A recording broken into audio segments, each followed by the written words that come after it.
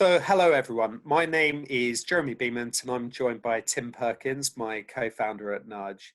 With the coronavirus pandemic rapidly spiraling into the worst financial crisis since the Great Depression, until now, the government have attempted to limit some of the damage to companies and workers by using furlough as an attempt to put large swathes of the economy into deep freeze. That programme offers to pay employees 80% of their salaries up to £2,500 a month, and it's estimated that around 2/3 of companies have adopted, with maybe up to 10 million workers. However, the Chancellor Rishi Sunak is already making noises that the programme is unaffordable and likely to be tapered from July. So the real elephant in the room here is the R word, redundancy, and how that's going to impact the UK in the months and years ahead. Today, we're going to take you through a recap of the current economic strife and the intentions of furlough. The fact that furlough is not the issue, it's redundancy that's the problem. The psychology of redundancy, redundancy from employers' perspective, and what you as an employer can do. So Tim, hello. Describe what's going on here. Yeah, I think you summarised it well there at the beginning. Furlough looks great and was, of course, designed to keep jobs open whilst the economy was on pause. But increasing data shows that actually the economic impact of coronavirus is more fundamental than that. It isn't this kind of sharp V and then recovery. You only look at, I guess for me, it struck at the weekend with Rolls-Royce announcing their 8,000 redundancies, BA, Virgin, Ryanair, Rolls-Royce, Oasis and Warehouse the retailers. This is not going to be a quick recovery. It was one of those real reality bites moment, wasn't it? At the weekend, where you just, all of a sudden, you had one of those moments where you're like, oh yeah, this is how it's going to play out. Yeah, and it's amazing how people just haven't been talking about redundancy. Everything's been focused on furlough and supporting employees in furlough. And there's been a nervousness to actually face up to the realization that furlough is becoming redundancy. I think that coupled with that, not only have we got the fundamental restructure of how the economy works, but as you alluded to there at the beginning, the government know that the cost of furlough is unsustainable. So what did I read? Estimated by the Office of Budget Responsibility suggested the cost of furlough may reach £42 billion. Apparently half of UK adults are now receiving some kind of financial support from the government. That's not sustainable. This is going to turn into redundancy. Yeah, so I mean, it's clear that furlough, it's just not going to be the long-term solution, is it? It can't be, and I think people are skirting around the issue. I think also, sad as it is, there's some organisations who perhaps are going to get used to their workers not being there during this furlough period and think, well, actually, can we manage without them? So it was a great shot of adrenaline, but that's now wearing off, and we need to face up to reality. I think the other bit that I've considered is that organisations are willing to pay maybe that 20% of people's salary to top it up, or even above that if people earn more than 2,500. But it's when that pivots to 40%, then that's when organisations are going to have to make those difficult decisions, and they're going to have to make them pretty quickly because of consultation rules and so forth in the UK, the fact that you need that 45-day lead up time and so forth. So what do you think the impact on employees is of being made redundant?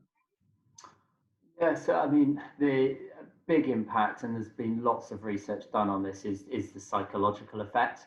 It's one of the most distressing events you can possibly go through, along with divorce and death and moving house and illness and all those types of things.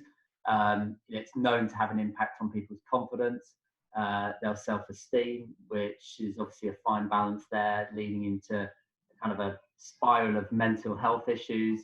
And from some of the research that I've done, I think there's kind of 4 stages to this. There's the shock, the disbelief, the anger, and then that feeling of loss. And it'll be really interesting to see retrospectively. So in the future, it'll be interesting to see what difference furlough has made to that process. And actually, for example, will the shock period be different because there's this kind of more gradual decline and realization for some people that their livelihoods changing. And then on top of that, there's the worry about money.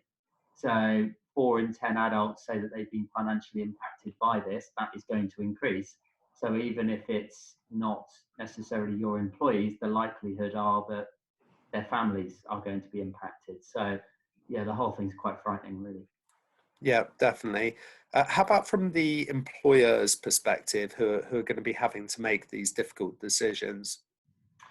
Yeah, I think that I read something interesting from the CIPD yesterday, where they had said that a quarter of UK employers are expected to make some redundancies as a result of the pandemic.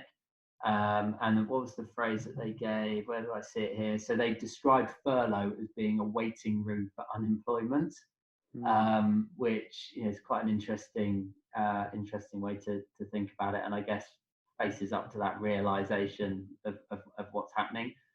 From an employer's perspective, there's the direct impact of redundancies are expensive, particularly if you've got long-serving employees, they're time-consuming, all sorts of poor PR associated with it as well. And then, of course, the impact of productivity and engagement and worry on the people who remain at the organisation. So for an HR team who's looking to get the most out of their workforce, there's perhaps a delayed impact there.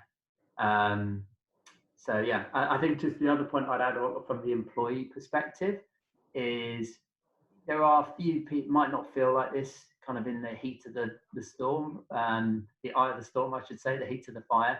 But there are some people who, looking back later in their lives, actually say that redundancy was the best thing that ever happened to them, allowed them to perhaps reprioritize and get a job that they perhaps enjoyed or spend more time with home with family. So, might not feel like it at the moment, but with hindsight, there might be some positives from an employee perspective. Yeah, I also think that all throughout this crisis, one of the things that's really struck me is the fact that because humans, we are, to all intents and purposes, we're quite positive creatures and quite optimistic. We've underestimated the impact all the way through, haven't we? So that statistic you gave of the percentage of organisations that are going to have to make redundancies, I personally think that is underestimating the problem. And I'm not sure also that people who are currently in furlough have any clue whatsoever that redundancy is coming down the line. I think that they're probably okay. Yeah, the company is doing the right thing and just not putting 2 and 2 together. So yeah, it's gonna create an extra storm. I think I would have agreed with that a couple of weeks ago, but I think in light of the constant barrage of announcements of redundancies since the weekend, yeah, I don't know. I know some friends who are impacted, and I think they're potentially thinking about this certainly more than they were a week or 2 ago. Yeah. Okay. Okay. And what can employers do about this? Yeah, so I mean, there's obviously the legal requirements of redundancy. So the fair reasons for making a redundancy, the fact that you need to have offered other jobs. There's lots of guidance around redundancy pay, and a lot of organisations will go above and beyond in regards to that. We've actually seen some nice examples from clients going above and beyond as well from an employee benefit perspective. So looking at facilitating specific advice and guidance around pensions at the point at which somebody's moving on, and undoubtedly their pension arrangements will change. We've seen support around training.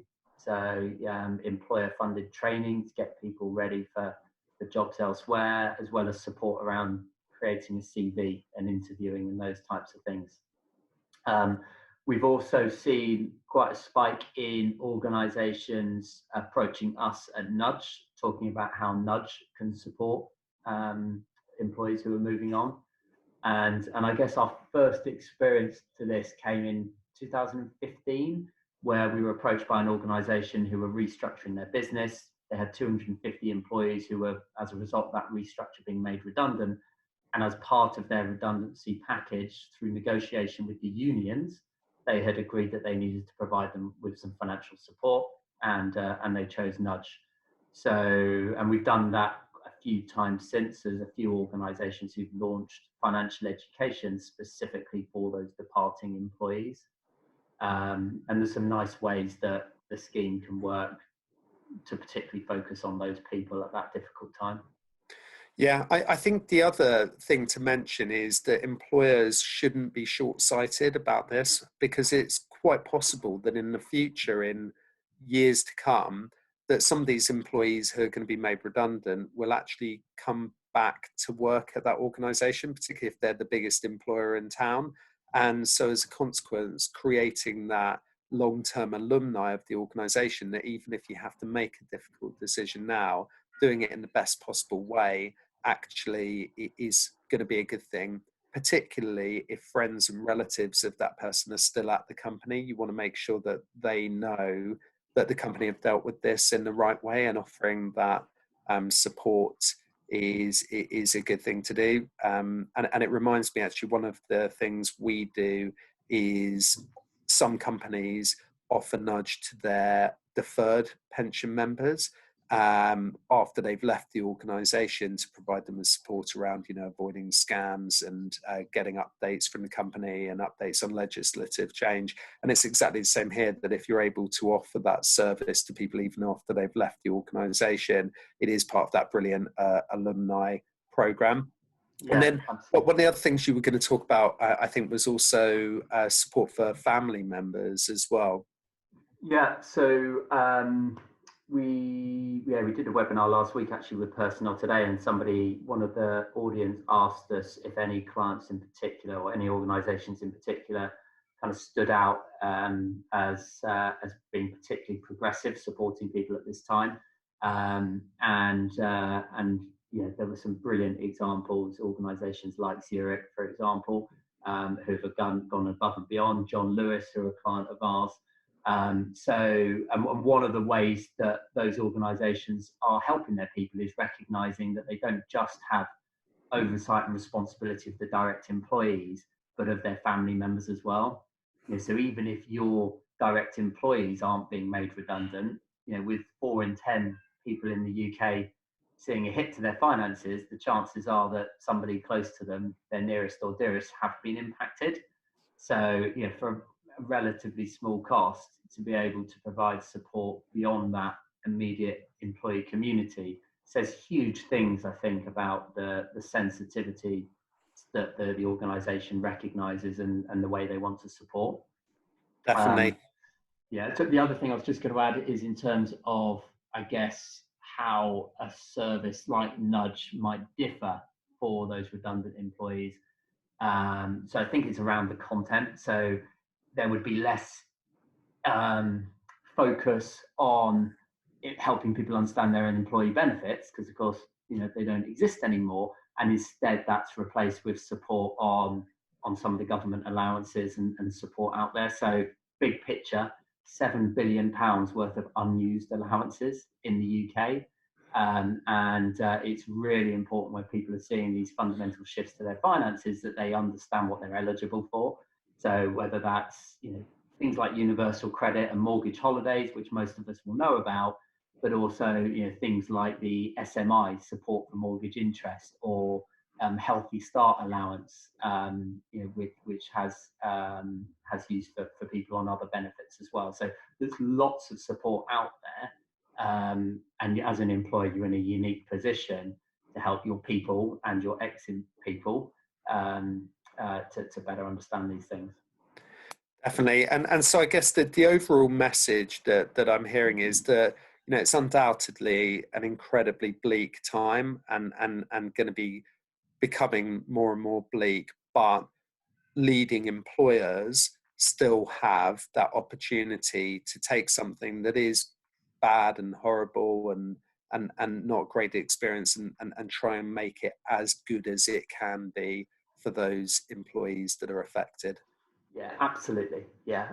But I think that, it's been quite interesting preparing for this session, and looking through LinkedIn and what have you, and just seeing how little people are facing up to redundancy yet. Yeah. It's all still about furlough, and I think that that's going to change in the next couple of weeks. It'll be interesting to track our LinkedIn feeds and see that, and hopefully, what we've done with this session is and talking about the R word is gone some way to kind of breaking that seal and getting people focusing one step ahead of the immediate immediacy of furlough. Yeah, and I guess you mentioned the 25 areas of interest on Nudge. So we monitor those through Nudgenomics, and what we've seen, and the kind of, when you look at pre-lockdown, people are looking at things like mortgages and investments. Post-lockdown, people are looking at things like budgeting. And then it'll be interesting to see how that again shifts as that dawning realization comes that people are going to be made redundant and so forth. So yeah, watch this space.